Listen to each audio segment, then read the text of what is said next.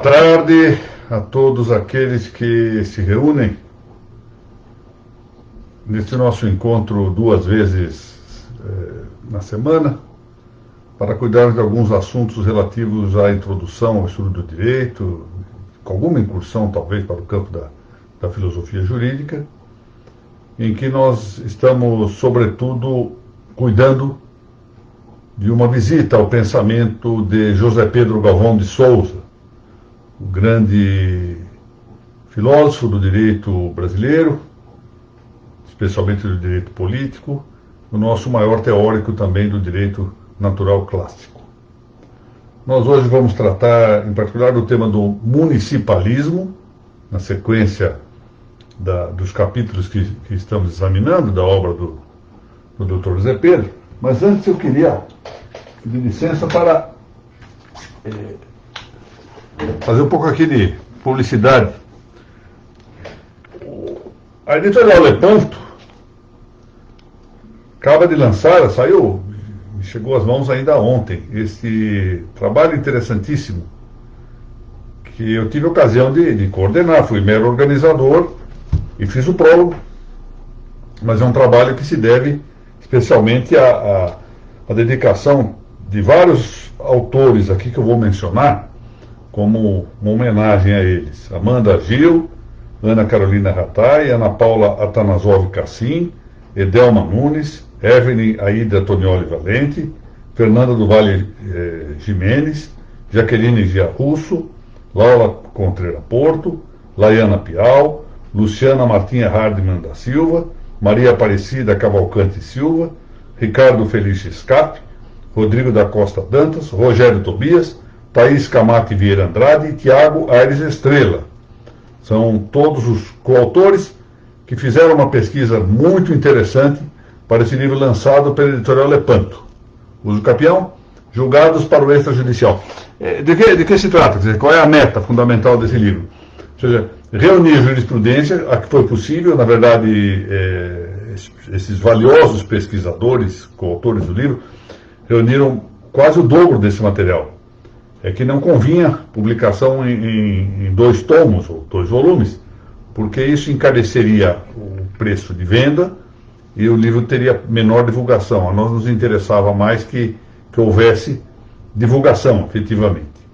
E por isso a Lepanto fez um trabalho inteligente de redução do material. E é um livro que tem julgados tanto na esfera jurisdicional quanto na esfera administrativa sobre o uso capião. Isso é útil.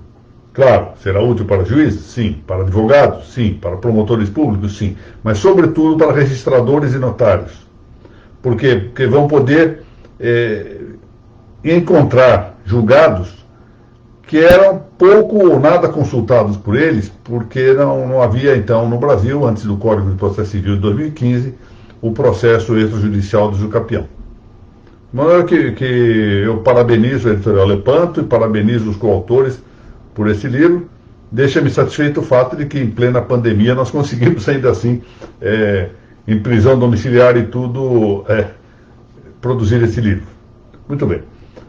Agradeço muitíssimo a Noreg do Paraná, na pessoa de sua presidente, a doutora Mônica Dalla Vecchia, pelo patrocínio que nos concede para essa nossa reunião, especialmente com o trabalho da doutora Mariana Herrera, que produz os banners eletrônicos e faz muita publicidade aqui desses nossos encontros.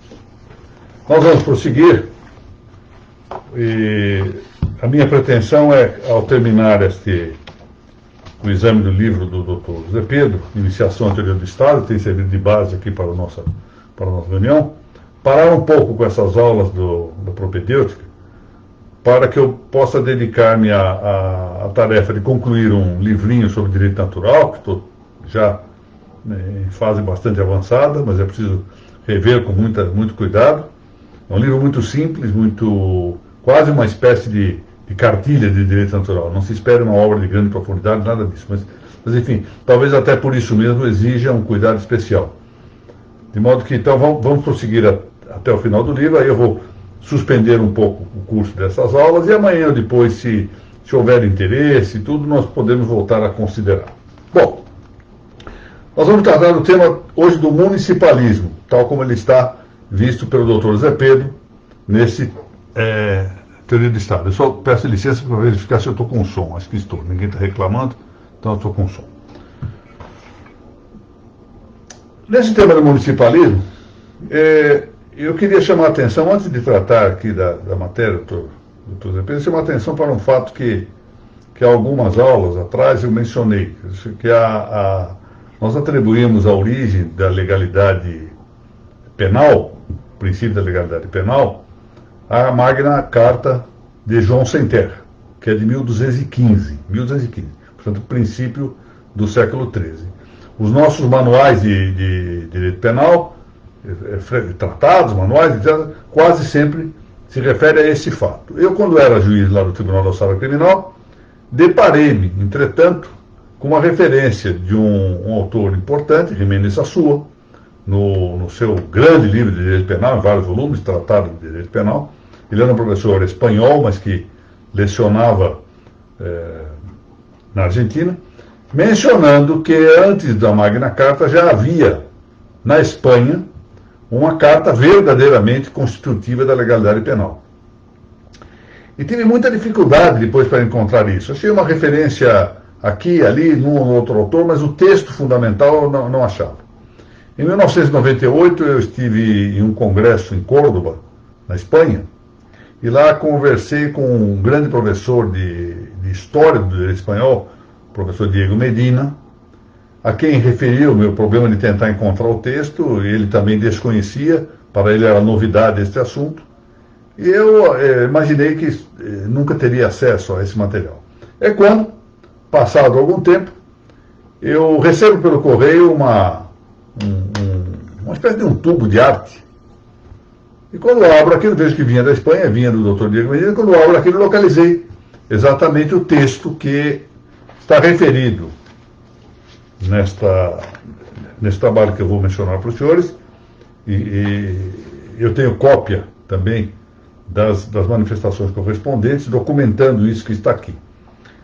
Isso tem uma importância para o municipalismo, como verão, embora o texto se refira ao tema da legalidade penal, porque faz parte de um trabalho intitulado Princípio da Legalidade Penal, Realidade e Mito, uma perspectiva justnaturalista, que eu escrevi, ainda era então juiz do Tribunal da Sala Criminal de São Paulo, e publiquei nesse livro, Justiça Criminal Moderna, o subtítulo Justiça Penal número 7, que era coordenado pelo grande procurador de justiça, hoje advogado, Jacques de Camargo Penteado. E aqui está dito, no texto que interessa referir. Em 1188, faço um parêntese, a Magna Carta de João Sem Terra é de 1215. Em 1188, portanto nós estamos falando aqui em 27 anos antes da Magna Carta.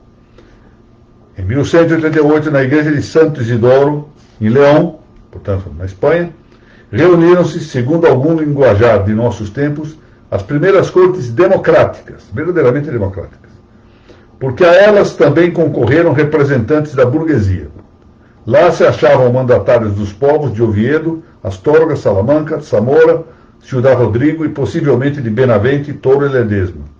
E foi então que Dom Afonso IX, rei de Leão e da Galícia, jurou que ninguém fosse a juízo, quer na Cúria, quer em Leão, aspas, a não ser pelas causas pelas quais deviam ir segundo seus forais. Está vendo? Ou seja, se não houvesse previsão nos forais, quer dizer, na legislação, chamemos assim, na legislação do município, legislação municipal, se quiser dizer, ninguém poderia ir a juízo. Era o princípio da legalidade penal. Não haveria possibilidade de punir alguém por crime se não estivesse definido, e definido na legislação foral, na legislação foreira, do foro, se quisermos, do município. E isso tem repercussão mais ampla, porque veremos que é na mesma linha do que ocorre em limitar, por exemplo, a tributação. Não se aumentam tributos sem que o povo dos fueros concorde com esse aumento. Veja que nós estamos falando em coisas que em nossos tempos são impensáveis, né? Muito bem. Dito isto, vamos lá prosseguir aqui, e eu depois vou indicar alguns livros para eventual complementação dessa matéria que está muito sintética aqui, mas uma síntese maravilhosa, como era costume do Dr. José Pedro. Diz ele o seguinte, tratando das origens do municipalismo. O município é a unidade política fundamental. Então, ele compara, diz, o município está para a política, é a célula política, tanto quanto a família é a célula da sociedade. O município é a célula política, a família a célula social. Então vejam que ele faz essas duas considerações. Uma, considera a sociedade de um lado, e, portanto, todo o campo da sua soberania, ou seja, da atribuição própria, do poder próprio da sociedade de decidir em última instância as questões que dizem respeito a ela, quanto do outro lado a soberania política, em que ele considera a existência da célula política, primeira célula, que é o município, e da mesma forma como a família faz nascer a sociedade, dela brota a sociedade, também no município brota o organismo político. E por isso ele dirá, o Estado é uma grande aliança de municípios, que podem ser agrupados, esses municípios, em regiões diferentes ou nos quadros administrativos das províncias. Hoje nós podemos falar em região em dois tipos de localização geográfica. Podemos falar, por exemplo, aqui no Brasil, região norte, região nordeste, região sul, região sudeste, etc. Mas podemos falar também em regiões metropolitanas, juntando, portanto, a uma grande metrópole, alguns outros municípios. O município constitui, diz ele, a divisão mais natural do organismo político, ou seja, o organismo político tem uma certa naturalidade. Não é uma naturalidade metafísica ou ontológica. Não é, o município não é um organismo natural, no sentido de que não seja produzido pelo homem. O município é produzido pelo homem, sim. Mas é produzido pelo homem por uma associação que é ditada pela própria natureza do homem. Portanto, há uma certa natureza indireta, além da natureza histórica do município. Ou seja, a história do município se connaturaliza com ele. Tal que o município pode dizer que tem a sua natureza ditada de acordo com a sua biografia, com a sua história, com as vicissitudes da sua vida. No mundo antigo, ele se refere aqui à Grécia e Roma, houve estados, por assim dizer, unicelulares. Ele faz aqui o cotejo com a analogia da célula. Por quê? Porque as cidades e estados não estavam divididas em municípios, senão que a cidade constituía o município, ela própria, e era também o único elemento do Estado. Então havia identidade entre Estado e município. Atenas, Esparta ou Tebas, e também Roma, antes da formação do Império, preciso que se diga, representam exemplares típicos do Estado-cidade. Roma, de fato, era Estado-cidade, e depois se converte em um grande império, ou seja, aí pode-se falar isso, milhares de municípios que integravam o grande Império Romano. Por isso, diz ele, o Império Romano já se assemelha aos Estados nacionais modernos, quer pela sua extensão, quer pela sua organização político-administrativa. E vemos, durante o Império, estender-se pelas cidades conquistadas o regime municipal. Portanto, durante o Império, vamos reconhecendo. E é muito interessante que Roma, por mais centralizador que fosse o Império Romano, e era centralizador, e não pudesse oferecer condições propícias, como dizia ele, para um autêntico municipalismo, apesar disso, permitiu que as comunidades romances, ou seja, aquelas comunidades que eram colonizadas, cultivadas pelos romanos, mantivessem algumas características próprias. Não é? Tomasse de empréstimo a cultura externa romana, mas mantendo e frequentemente os povos locais possuíam uma cultura interna frequentemente melhor que a romana, mantivesse algumas características próprias. Tivemos, entretanto, na Idade Média, o município com as beetrias da Península Ibérica, as comunas francesas, os burgos germânicos, as cidades livres italianas ou os concelhos portugueses, estes últimos servindo de modelo aos municípios brasileiros da colônia. Bom, aqui eu faço um parêntese para antes de prosseguir no texto, chamar a atenção para alguns livros que me parecem muito interessantes para quem queira dedicar-se ao estudo desta matéria. O primeiro, eu já, em reuniões anteriores, eu já tinha indicado a alguns dos senhores. É esse volume imenso aqui, A Cidade da História, do Lewis Mumford. Vou pôr mais perto aqui para que vejam. É uma tradução brasileira, edição da Martins Fontes, de 1998. Um livro interessantíssimo. O Lewis Mumford era realmente, além de um grande historiador, um dos maiores urbanistas contemporâneos. O segundo livro, que eu agora já menos de história e mais de teoria mesmo, de aspecto de uma ciência teórica, isso é uma disciplina, é essa magnífica obra de Patrício Handley, que foi reitor da Universidade de Buenos Aires, e que escreveu essa, entre outras obras, essa Teoria de la Ciudad, da editorial Oikos, de Buenos Aires. Isto aqui é uma obra de 1900 e alguma coisa, viu? Vou dizer já. 1984. Eu recebi de presente do próprio autor. Isso é uma obra magnífica. O Patrício morreu há uns 2 anos, mais ou menos, era um homem extremamente culto.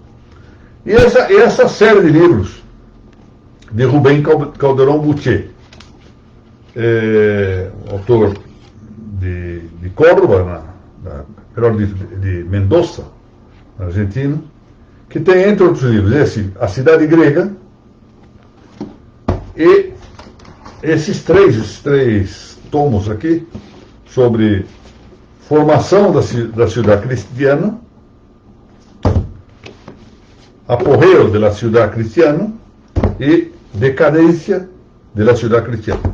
A leitura desses livros é fundamental para quem queira desenvolver uma ideia adequada do que é o município na história, não é?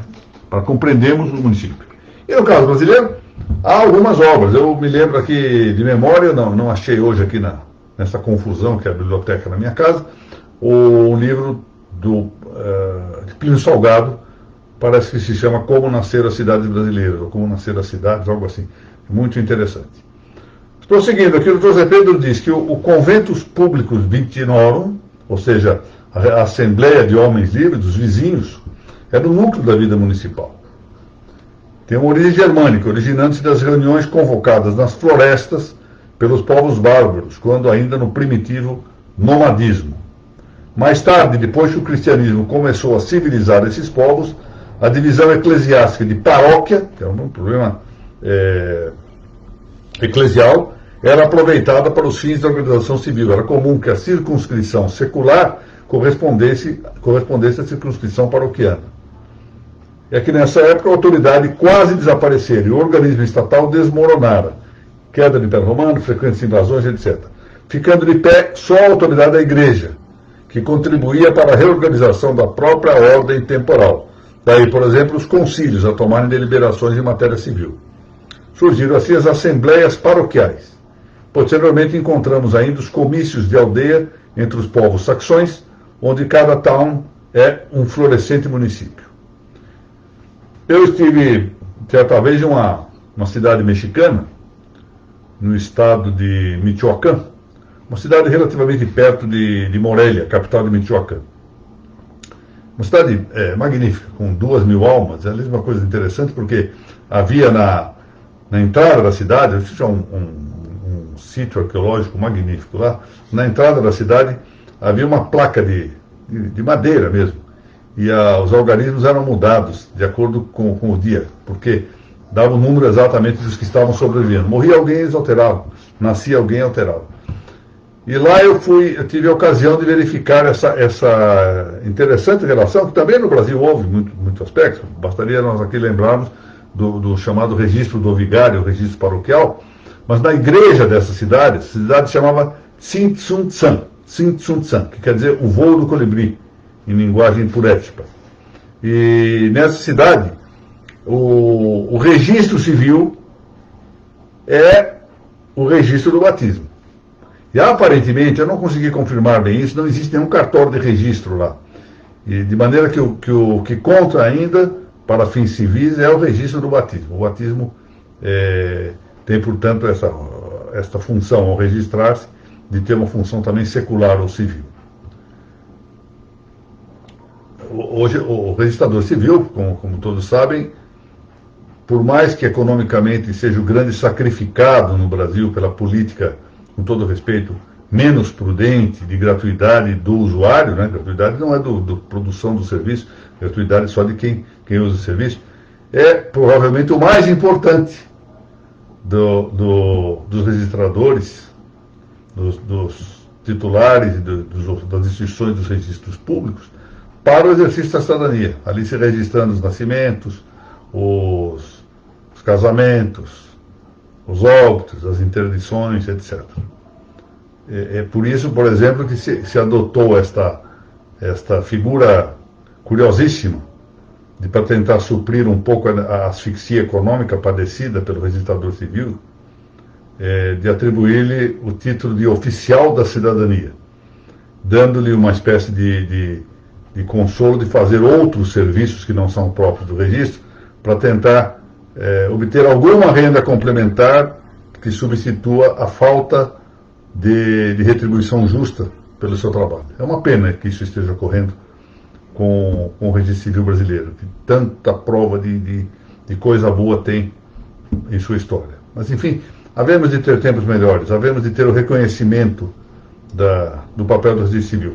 E passa muito pelo reconhecimento da municipalidade, do municipalismo. Por quê? Porque o ideal nas figuras dos tabeliães e dos registros, a expressão é mais ligada ao tabelião, mas pode ser levada ao registrador, é pensar na figura do tabelião de aldeia, que falou Afonso Todé, ou do registrador de aldeia, alguém que tem uma amostra de auctoritas na própria comunidade em que se encontra. Portanto, havemos de recuperar isso, e talvez seja um componente importante que nós politicamente reconheçamos a importância do município. Na formação do Brasil, diz José Pedro, o município teve papel preponderante. Com a fundação de São Vicente por Martim Afonso de Souza, surgiu a célula máter da nacionalidade brasileira. São Vicente aqui no estado de São Paulo. Aos municípios brasileiros se aplicaram os mesmos princípios jurídicos, que desde tempos imemoriais disciplinavam os conselhos portugueses, e na vida local das vilas se concentravam as atividades do novo Estado. Muito bem. Vamos agora cuidar do sentido do municipalismo. E a partida, é algo importante que referir. Doutor José Pedro, lembra-se que eu disse que esse livro foi escrito provavelmente no início dos anos 60. Foi publicado em 1967. E ele já advertia àquela altura algo que só se intensificou nos tempos atuais. Olha o que ele diz a partida. Para bem compreender o que significavam tais instituições municipais e o que deve ser o município, precisamos considerar o problema sem usarmos os óculos deformantes do direito público moderno. Esse aí é todo o problema. E agora nós vamos ver isto, quer dizer, o direito público moderno fez perder um pouco a ideia da importância desta célula inicial, dessa célula máter do organismo político. E com isso, ao perder essa visão, ao deformá-la, deixa de lado a aplicação do princípio de subsidiariedade. Outro dia eu sintetizei aqui, acho que nós vamos ver alguma coisa ainda à frente sobre isso, mas com a célebre passagem de Luigi Taparelli da Zélio, que dizia que o Estado não deve fazer, nem deixar de fazer, mas ajudar a fazer. E, portanto, é preciso que se deixe que o município faça aquilo que lhe é próprio, que lhe é peculiar. Ao município cabe decidir certas coisas.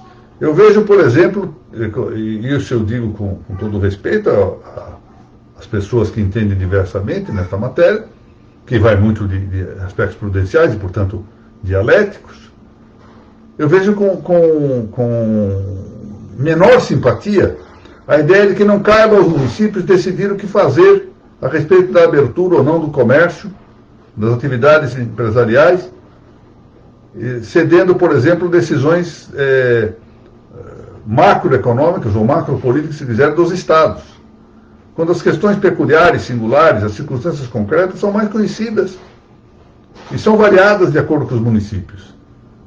Nesse caso da nossa pandemia atual, há situações em que municípios praticamente não têm casos de contaminação, de infecção, e tem de seguir regras dadas estatisticamente para uma região muito maior. Isso é uma deturpação da ideia originária do municipalismo, que vai perdendo o seu caráter de célula diferenciada do organismo político para se tornar uma célula indiferenciada. E esse caráter de célula indiferenciada do organismo político põe à mostra, ou seja, que todas são iguais, põe à mostra exatamente uma coisa, para valermos da analogia, continuarmos com a analogia médica nesse caso, é que as células indiferenciadas são as células tumorais, as células cancerígenas. Hoje em dia só se considera o município como uma divisão administrativa. Entretanto, diz o Pedro, é num sentido muito mais profundo que devemos reconhecer que o município é uma célula política. Não se trata, de uma simples peça da engrenagem do Estado. Ou deveria ser, como foi durante certo tempo, um centro autônomo da vida social, uma comunidade vital, espontânea, a que os sociólogos alemães aplicariam com toda a precisão o qualificativo de Gemeinschaft, ou seja, comunhão de vida social, comunidade, daí a ideia de comuna. O município tende a ser, sobretudo, se nós entendemos limitado o seu crescimento, limitado o número, a quantidade de seus habitantes, tende a ser uma koinonia, ou seja, como os gregos indicam, uma comunidade, não simplesmente uma sociedade. Essa ideia. Quando autores antigos, por exemplo, Platão, Aristóteles, os primeiros até livros utópicos, no caso de Thomas More, por exemplo, falam da quantidade dos municípios, a quantidade das cidades, sempre tem um valor limitado. E quando ultrapassa esse número, ultrapassa a quantidade, as cidades tendem a morrer. Então, Patrício Hahn fala na necrópole, ou seja, a cidade como necrópolis, uma cidade que morre, uma cidade que está morta. E está morta por quê? Como comunidade? Porque a sua quantidade é tamanha que ela se torna um tecido tumoral. Centralização e descentralização. Superioridade do poder central e autonomia municipal, diz José Pedro, são expressões cujo significado varia segundo sejam empregadas pelos juristas contemporâneos, habituados ao monismo do Estado, centralizador e burocrático, ou pelos legistas de outrora, que não obstante terem o espírito carregado das categorias do direito romano, sabiam moldar-se às particularidades do direito vivo de então, essencialmente costumeiro e garantidor das liberdades locais. Essas liberdades locais que, claro, tendem a desaparecer quando um poder mais amplo resolve interferir, em alguns casos, mitigar ou mesmo suprimir essas liberdades. Entre essas liberdades concretas asseguradas às populações das comunas ou municípios, estavam o direito de eleger o governo da cidade, isenção de certos tributos, faculdade para organizar o trabalho, o comércio, a indústria, exercendo a devida fiscalização sobre essas atividades. Essas últimas atribuições eram confiadas às corporações de ofício, que tratamos na exposição anterior, e inteiramente livres da tutela do Estado, sendo dessa forma o municipalismo completado pelo corporativismo. Há certas funções públicas exercidas dos Estados modernos pelo governo central, quando deveriam caber aos agrupamentos sociais livremente organizados, assim, a comuna, a corporação, a universidade. Na maioria dos estados de hoje, desapareceu a autonomia municipal, como desapareceu, por exemplo, a autonomia universitária. Por isso, as regalias atribuídas aos municípios são consideradas concessões do Estado, e não mais o reconhecimento de direitos pré-existentes. Isso é uma página notável do Dr. Zé Pedro. Eu queria chamar a atenção aqui que o crescimento das cidades e essa migração do campo para a cidade tem provocado alguns efeitos que agora, por exemplo, à luz dessa nossa situação de pandemia, se põe claramente à mostra. Vamos apanhar, por exemplo, cidades grandes como Belo Horizonte, Curitiba, Recife, Salvador, São Luís do Maranhão, Porto Alegre, Florianópolis, Goiânia, Brasília, São Paulo, etc. Vamos tomar aqui, por questão de comodidade minha, porque conheço mais de perto a cidade de São Paulo, o fato de que São Paulo se torna uma cidade cheia de construções horizontais. Melhor dito, se nós quisermos ver também, construções verticais. Propriedade horizontal, que na verdade são construções verticais. As pessoas passam a viver dentro de apartamentos. Já não vão às praças públicas, onde antigamente se reuniam, primeiro porque essas praças começam a rarear, que são cortadas por vias mais rápidas, e também falta frequentemente segurança, a segurança na rua, a chamada seguridade callejera, segurança urbana. Então, em vez de ir às praças, as pessoas vão ao shopping center, onde guardam o carro na garagem e já entram dentro de um prédio. As atividades esportivas são feitas quase sempre em academias fechadas. As pessoas não tomam sol, as pessoas já não têm contato vicinal, se acostumam com essa vida reclusa. Eu moro aqui eu moro numa casa, e um dos episódios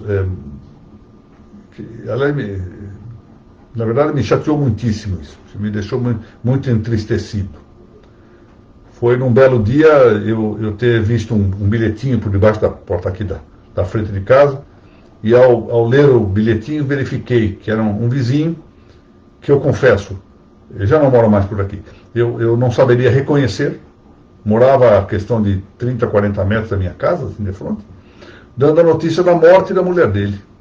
Ele vivia sozinho com ela, os filhos parece que moravam fora, a mulher morreu e ele avisou, disse, olha, eu quero comunicar que a minha mulher morreu. E aí eu me dei conta dessa falta de solidariedade vicinal, ou seja, como os laços da comunidade se vão desaparecendo, porque nós nos acostumamos com essa vida de megalópole, com essa vida de necrópolis, que é a perda do sentido de solidariedade vicinal, de solidariedade comunitária, de solidariedade municipal. Esse é o espírito que nós temos que recobrar. Perceber claramente que o município tem a sua vitalidade, tem a sua história própria. E que não como diz aqui o Dr. Zé Pedro, os habitantes da megalópolis, que são os municípios grandes dos nossos tempos, não são mais os vizinhos ligados entre si pela comunidade de interesses, mas os cidadãos anônimos da democracia, os operários proletarizados, os funcionários do pandemônio burocrático. Muito bem.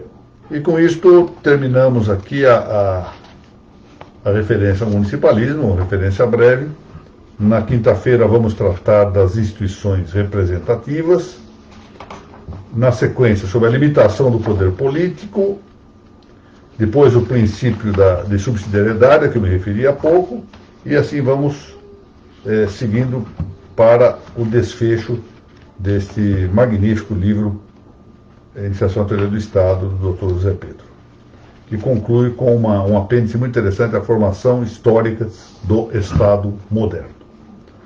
Pois bem, eu torno a agradecer a Noreg do Paraná, sua presidente, a doutora Mônica Dalla Vecchia, o amparo que nos dá, promovendo esses nossos encontros, e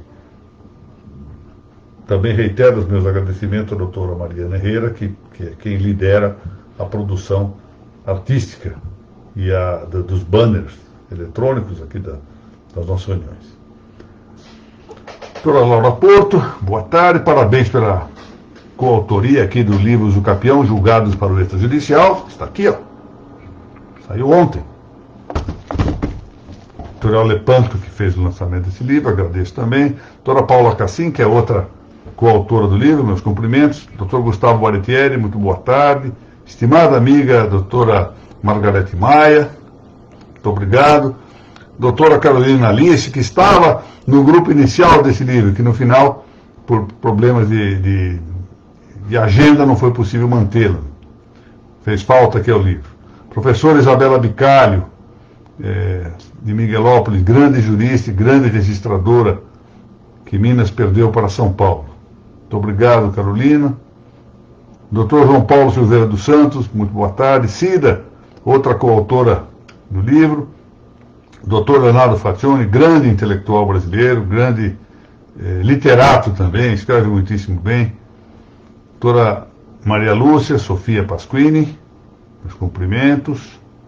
Dr. Leandro Bertoncello, boa tarde. Professora Mônica, imaginava que não estava presente aqui no grupo, minhas saudações. Dr. Hilário Lula, eminente advogado especialista em questões imobiliárias aqui no estado de São Paulo. Dr. Gustavo Borges de Oliveira, Dr. Alexandre Ferri, Dr. Fausto Mota, estimado amigo, desembargador Fábio Della Vecchia. Bom, agora eu vou dizer, já que o Dr. Fábio está aí, tenho que agradecer aqui. Uma das maiores honras que tive é exatamente o fato de que o prefácio desse livro foi escrito pelo desembargador Fábio. Aliás, é um texto muito bonito, e eu até sugeri, a editorial Lepanto aceitou, que o texto ficasse aqui, não vai dar para... mais ou menos dá para ver. Aí está. Faz parte da 4ª capa do livro, para a honra do livro. Valorizou muitíssimo aqui o nosso livro. Muito obrigado, meu amigo desembargador Fábio. Doutora Simone Egeli, boa tarde. Doutora Melissa Ribeiro, muito boa tarde. Doutor Gustavo Noronha. Meu querido amigo Zé Roberto Leme Alves de Oliveira, grande magistrado de São Paulo. É isso mesmo, doutora Simone. Temos que repensar tudo isso. Devagarinho a gente vai repensando. Bom, doutor Anderson, boa tarde. É assim, eu tenho, atualmente, enquanto nós mantivermos aqui essas aulas do propedêutico, como eu disse, eu vou ter de suspender por um período para poder concluir os trabalhos que estão em andamento.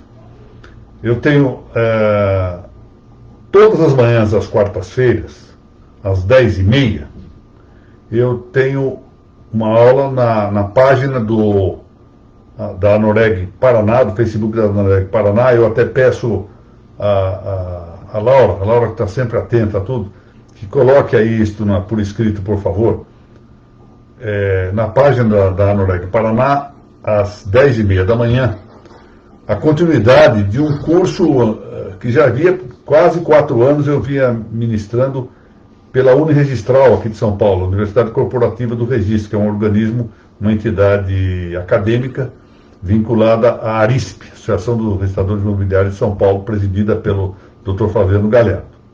Como não foi possível continuar por lá, por motivos que não vem ao caso aqui expor, autorizado pelo Dr. Flaviano, eu quis dar continuidade a esta série e fui acolhido, com muita honra para mim, pela Anoreg do Paraná, que então me deu o prestígio de sua página, da página do Facebook. Então, todas as quartas-feiras pela manhã, das 10h30 às 11h30, mais ou menos, às vezes um pouco menos, às vezes um pouco mais, nós temos a continuidade desse curso que se chama Registro sobre Registros.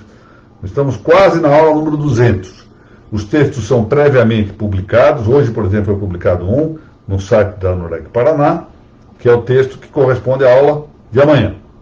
E depois esses textos são reunidos, alguns já foram até objeto de publicação, e são publicados, ou foram publicados, ou serão publicados, numa série chamada exatamente de Registros sobre Registros.